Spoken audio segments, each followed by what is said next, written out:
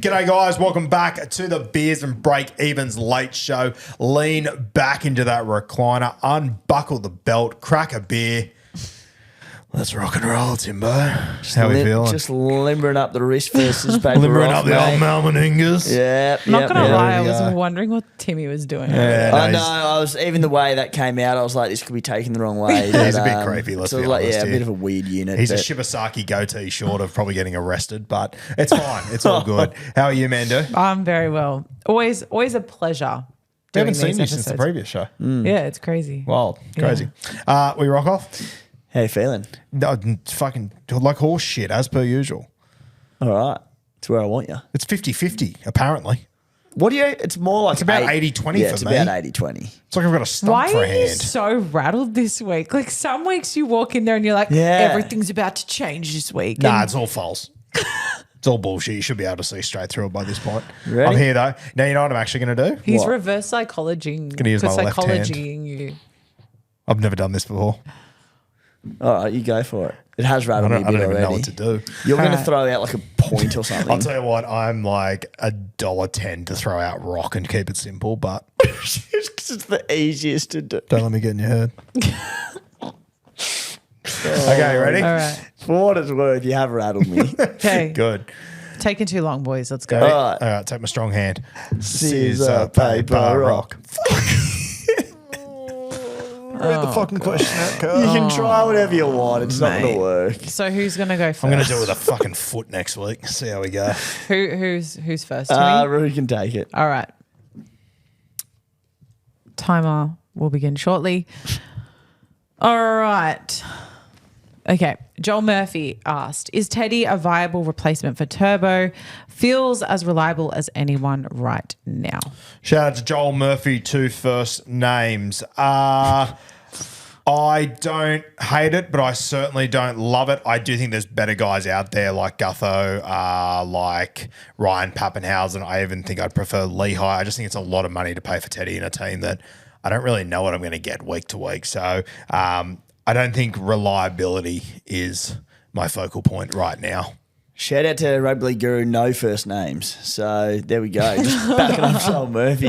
James nouns. Tedesco, 859K, 124 break even. The draw concerns me. They go Bunnies, which is fine, into Broncos, into Panthers. They have a bye in round 10. I don't mind Teddy, just not yet. I think he's going to drop more in price. I think we can get him at a cheaper rate. I think they're better buys, as Rue said, for better value this week. He'll be a buy at some point, but not yet. Nice. Would it hurt you to add something at some point or what? Oh my Go, Kat. God. From Anthony, sell Metcalf or Dewey to Jenkins? Probably Metcalf. Dewey has been named this week after missing out last week. Metcalf on the bye. He's a bit, he's more than a bit. He's rocks or dimes. He got that 54 odd last week, and I felt like that was a minor miracle. He's playing good footy. It's just not really equating to SuperCoach, is it? On the bye, and he comes back against the Storm at Amy Park. I don't want to play him there. Then plays the Broncos. I don't want to play him there. I would be selling Metcalf. What are you laughing at? 54 minor miracle. You're a piece of shit. I agree with you though. I'd be selling. I think I'm going to hold Metcalf for now, but I'm not confident on it in any way, shape or form. But yeah, I think Metcalf's the one to go out of those two. Good job. From Mike Roke, what's your long-term plan for Big Red? My long-term plan for Big Red is to not overthink it. He's a good footballer. He's doing good things. He scored 65 on the weekend, and I thought he had a pretty poor game all in all. He threw, I think, two offloads he had led to intercepts. He gave away 2 penalties on his line. That 65 turns into 75 pretty quickly.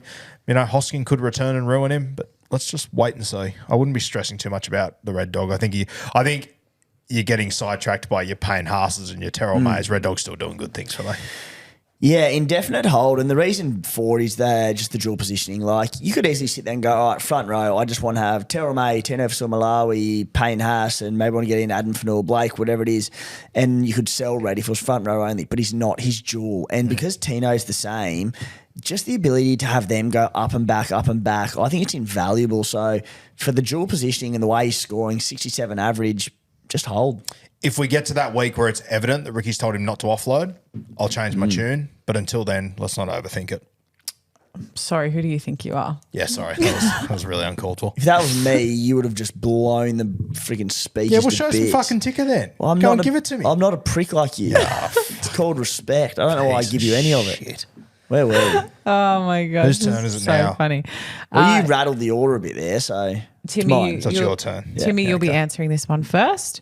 From Old Mate, do we play Sandon over Starling this week?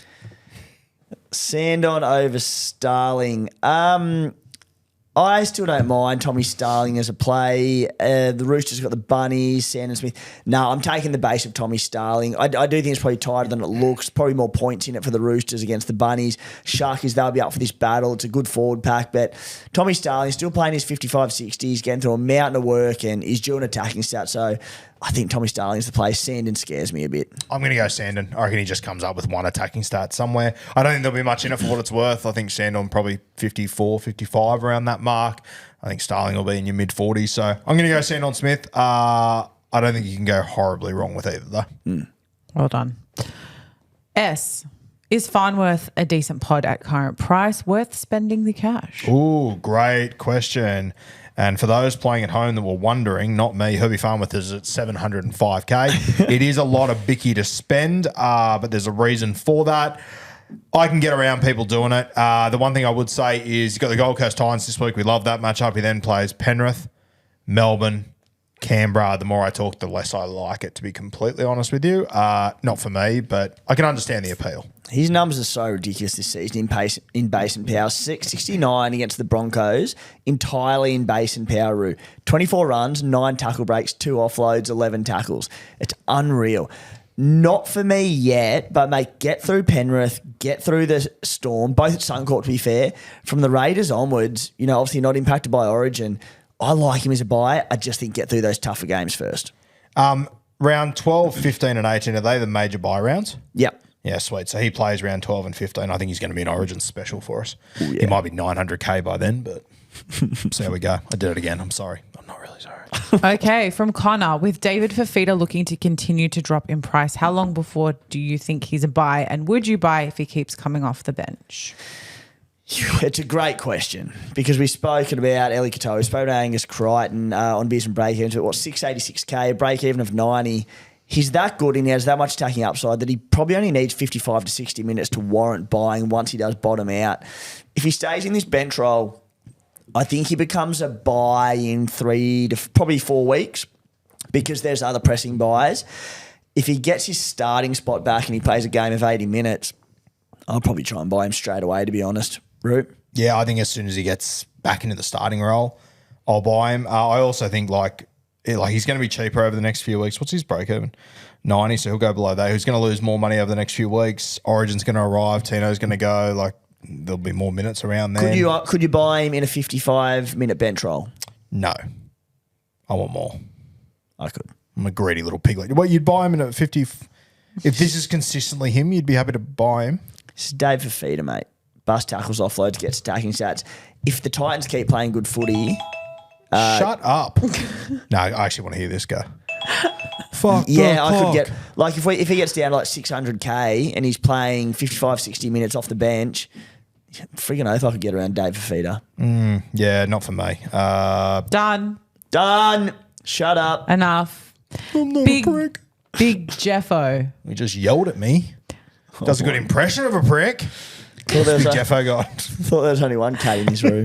Big Jeffo would like to know, go early on Thomas Can't or wait? Can't do it. I would wait another week. Got nothing for that. That was really shit by you two, but that's fine.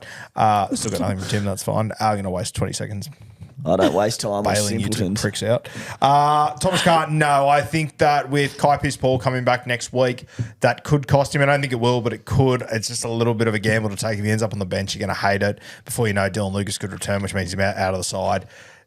No, I think if you're going to go for a second rower, wait another week on Dylan Egan, in my opinion. You and your Dylan Egan, fair dinkum. 80 minutes on the edge, Thomas Can't. Before that bye, he had 88 points for 70 in base. 18 runs in that game, 46 tackles, but I hate to say it, I agree with Rue just on the front that with Pearce-Paul coming back, they keep Frizzell on the edge, Can't goes to the bench, becomes a trap.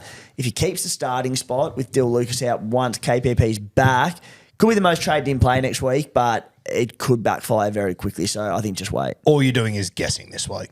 Yes. That's all you're doing. So I would just wait a week. By the way, when the time comes, I don't care. When the time comes, he's a goal-kicking back rower. Craig Fitzgibbon vibes. That'd be relevant if your time wasn't up. Moving on. I just wanted to play it one more time. All right, last question, and it's a goodie. I might answer this one too. From Actually, Harry. you go first. I like thinking time, but okay.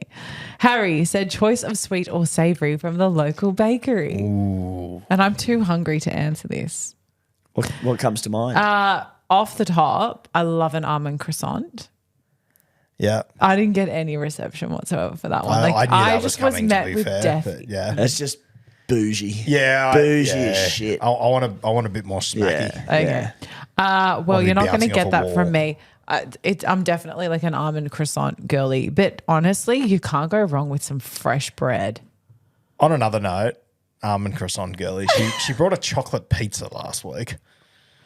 Do you want Which I to thought provide a was little bit more gad as context? fuck. No, I don't need any more context. Did you or did you not buy a chocolate pizza last week? Excuse me, there's this lovely lady that delivers handmade chocolates to the studio. She walks through and sees who wants to buy what. And she was doing Easter specials, and she made these chocolate pizzas, and she's got Easter eggs on them, and it's all it's got sprinkles on it. And I thought that's so cute for my nephew. See, context is important. That sounds delicious, and I'm going to back you up here, Kat. Thank I'm you. going to go off-road a little bit for a second. We will come back to this question because it's a good one, but Roo, like you eastern suburbs through and through, city wanker, mate, you have almond milk in your coffee. That Yeah, is- or I shit myself. I'm not doing that for me. I'm doing that for you. yeah, or be a man and just shit yourself. Fucking Jesus. just cop I'm, it. I'm a man of the people. Just cop Almond it. milk, Fucking that'll please. do me. I need almond milk. It throws me where you guys all have normal milk. Fucking sends me into a spin. I just have no milk. A rugby league spin. Yeah, I know you do. I'm not that much of an adult. I'm somewhere That's in fair. between the What middle. who's up? So, What was your savoury?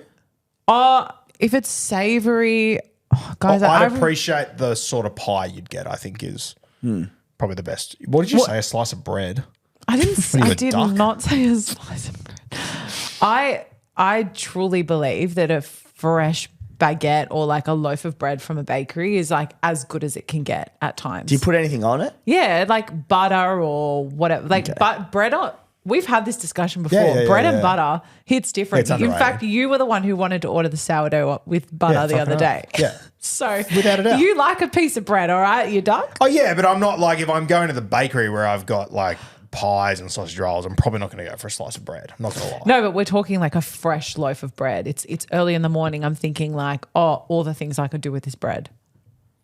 Hard-hitting Yeah, podcasting. okay. Yeah. Sure. Anyway, sure, do you want to sure. just fill us in on you or your me? expert choices? You go and I'll put you on a 10-minute timer. Okay, my sweet would be the undefeated king of sweets. Undefeated king, but also probably the most underrated. You ever had a caramel slice? Yeah. Those things are fucking unreal. I'm from Coomera. I'm not from Antarctica, mate. We have some stuff down there. Yeah, not enough. Caramel slice is king for me when it comes to sweets.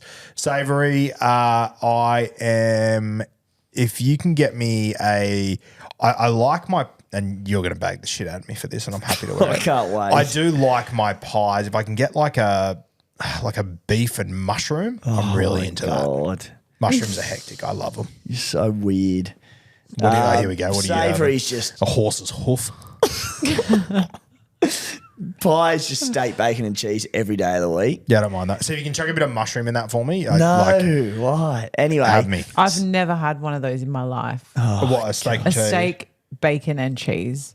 I've had a steak. No, they're pie. very good. That's They're good selection by unreal. you. And my savoury, I'm a toss up You're between sweet. You're You're sweet. sweet. my sweet. I'm a toss up between a chocolate eclair and a custard tart. I'm a sucker for a custard I tart. think both are a bit overrated. Yeah. Custard tarts are fucking weird. I'd to go me. for an eclair over a custard tart though. You go for it, yeah. Not Yeah, really. I wouldn't go for either. Not really into Beck's a tarts. big Eclair girl. She loves them. Yeah, good. Yeah, I like but Beck.